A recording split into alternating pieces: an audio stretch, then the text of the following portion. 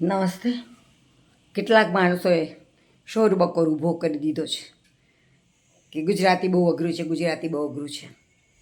પણ ગુજરાતી બહુ મનોરંજક છે, ગુજરાતી બહુ રોચક છે.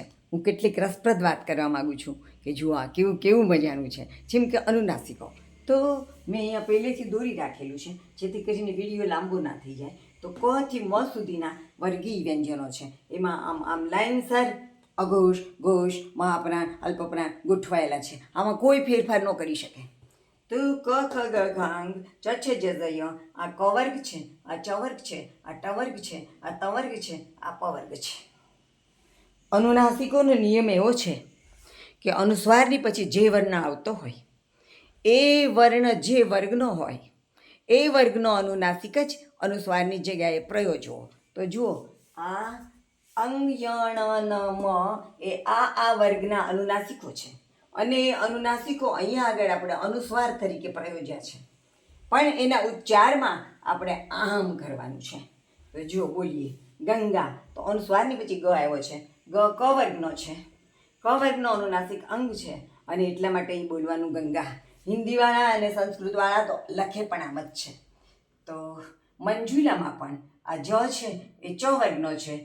ચ વર્ગનો અનુનાસિક ય છે એટલે એનો ઉચ્ચાર કરવાનો મંજુલા.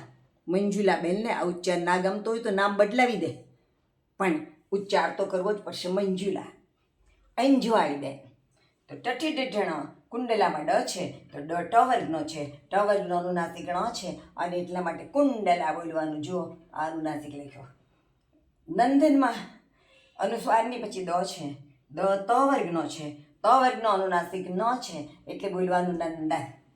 મુંબઈમાં અનુસ્વારની પછી બ છે, બ પ વર્ગનો છે અને એનો અનુનાસિક મ છે એટલે આપણે મુંગબઈ નથી બોલતા, મુઈબઈ નથી બોલતા, મૂણબઈ નથી બોલતા, મુંબઈ નથી બોલતા, પણ મુંબઈ બોલીએ છીએ. ખબર નથી તો એ સાચું બોલીએ છીએ. તમે બધા કહેશો કે બેન અવર્ગીય વ્યંજનોનું શું? હા હા, એનો પણ નિયમ આપણા ભાષાશાસ્ત્રીઓ કરી રાખેલો છે. તો એમણે કહ્યું છે કે એ અનુસ્વારની પછી જો ય આવતો હોય તો અનુસ્વારનો ઉચ્ચાર ય કરવો, અનુનાસિક ય કરવો, અનુસ્વારવાળો ય કરવો, એટલે આ સંયમ છે.